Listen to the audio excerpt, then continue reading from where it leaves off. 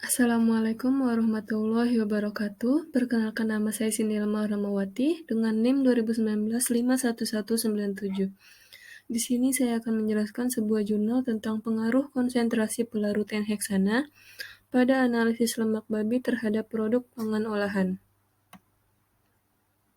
Selanjutnya ada definisi pangan halal.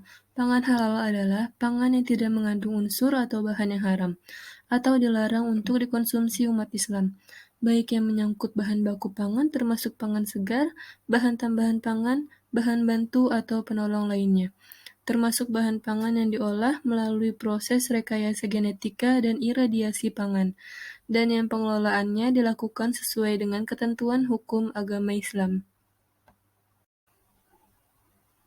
Metode penelitiannya, bahan kimianya ada KOH atau NaOH, HCl, Na2S2O3, indikator PP, diethyl ether, N-heksana, iodium bromida, Aquades, CH3COOH, CHCl3, larutan jenuh Ki, H2SO4 0,5%. Bahan utamanya dari lemak dari hewan babi dan pelarut N-heksana. Alat-alatnya kita menggunakan Erlenmeyer, beker gelas, buret, corong pisah, pipet tetes, pipet ukur, labu takar 500 ml, beker gelas, kaca arloji, neraca analitik, pisau, sarung tangan, tabung reaksi, penjepit desikator, hot plate, dan kertas. Karakteristik bahan yang pertama ada dari N-heksana. Heksana adalah sebuah senyawa hidrokarbon alkana dengan rumus kimia C6H14 atau isomer utama N-heksana memiliki rumus CH3CH2 4CH3. Awalan heks merujuk pada 6 karbon atom yang terdapat pada heksana dan akhirat ana yang berasal dari alkana, yang merujuk pada ikatan tunggal yang menghubungkan atom-atom karbon tersebut.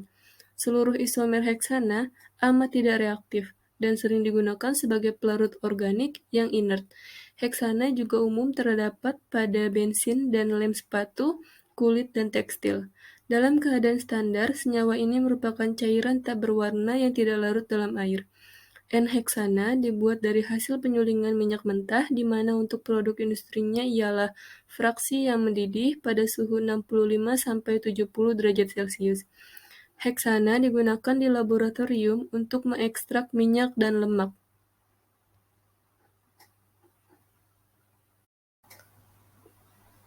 Karakteristik bahan yang kedua yaitu minyak babi. Minyak babi adalah lemak yang diambil dari jaringan lemak hewan babi.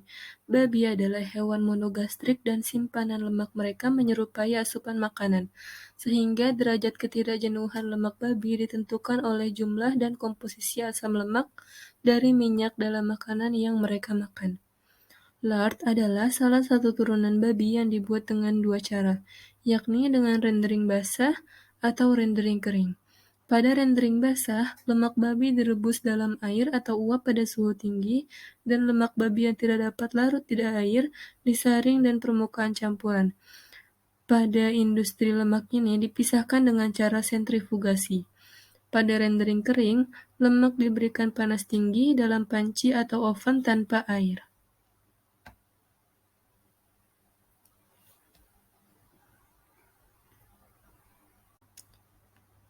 Metode penelitian dilakukan dengan metode rancangan acak lengkap atau RAL faktorial yang terdiri dari dua faktor yaitu faktor yang pertama, konsentrasi pelarut atau K terdiri dari 4 taraf yaitu K1 20%, K2 30%, K3 40%, K4 50%.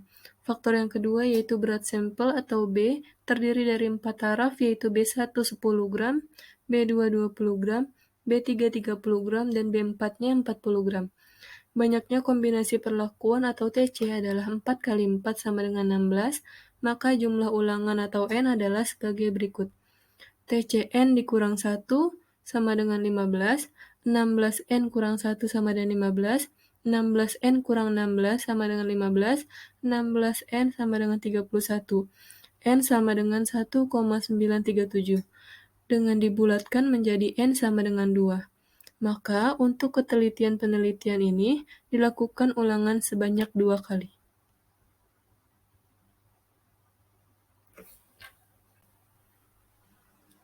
Pelaksanaan penelitian. Preparasi sampel. Sampel yang akan diuji diambil dari pasar tradisional yang ada di Kota Medan. Selanjutnya, dilakukan persiapan untuk ekstraksi sampel. Persiapan ekstraksi sampel meliputi yang pertama, ditimbang bahan sampel, 2. Bahan dihaluskan, 3. Dimaserasi selama 2 jam dengan pelarut N-heksana, 4. Disaring lemak dengan kain flanel, 5. Disentrifusi pada 3000 rpm selama 20 menit. 6. Disaring dengan kertas wetman yang ditaruh Na2SO4 anhidrat. 7. Diulang. Berikut ini diagram proses ekstraksi produk yang mengandung lemak babi. Produk yang mengandung lemak babi selanjutnya ditimbang bahan sesuai perlakuan dengan B1 10 gram, B2 20 gram, B3 30 gram, dan B4-nya 40 gram. Selanjutnya dimaserasi dengan N-heksana selama 2 jam dengan konsentrasi pelarut yang pertama 20%, K2-nya 30%, K3.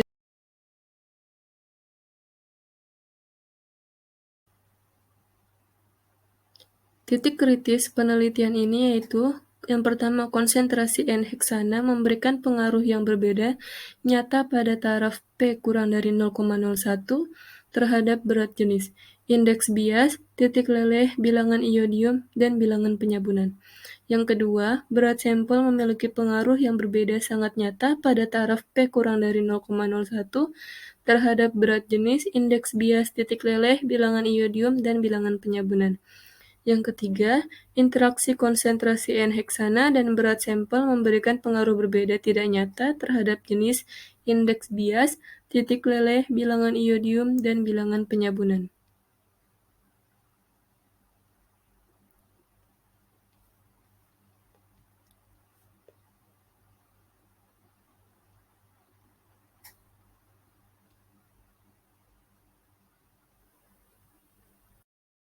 Dari saya, kurang lebihnya mohon maaf.